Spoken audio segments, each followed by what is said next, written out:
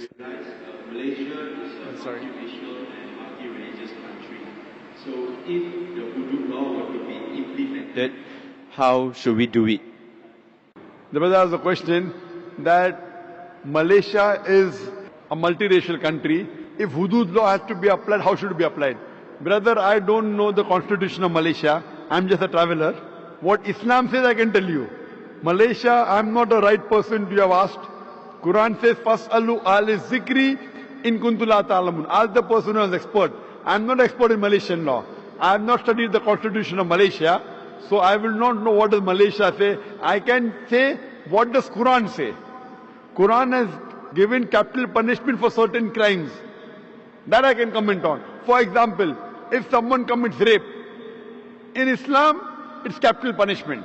People may say, oh, capital punishment in this age of science and technology, Islam is a barbaric religion, merciless religion. I normally say, and I've asked this question to many non-Muslims, thousands of them. If God forbid, someone rapes your mother, and if the rapist is brought in front of you, and if you are made the judge, what punishment will you give that rapist?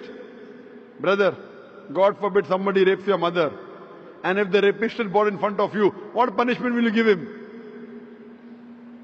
Brother? Capital punishment. Capital punishment, correct.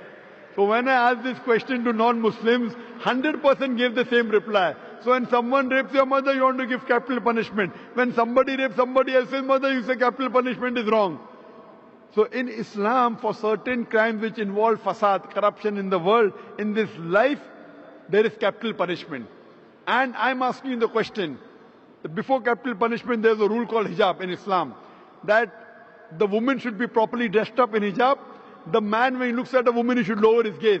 Surah Nur, chapter number 24, verse number 30 and 31.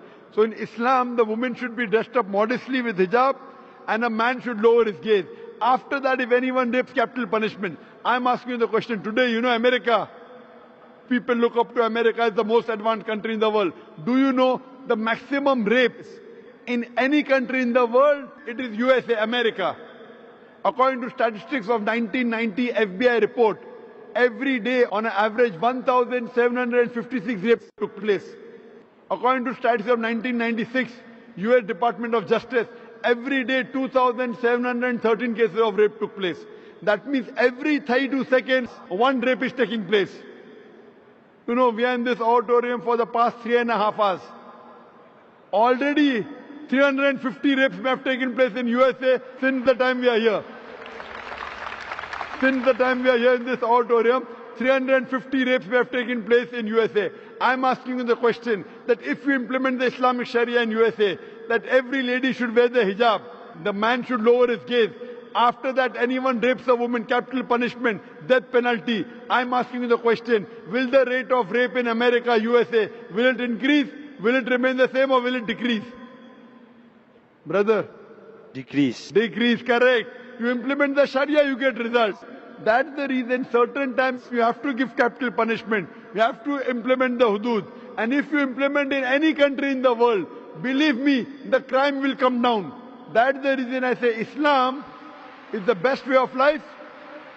That's the reason the least rate of rape in any country in the world is in Saudi Arabia where this law is practiced. I don't know what law is practiced in Malaysia. But if you implement this law in Malaysia also, inshallah the rate of rape will come down. Thank you.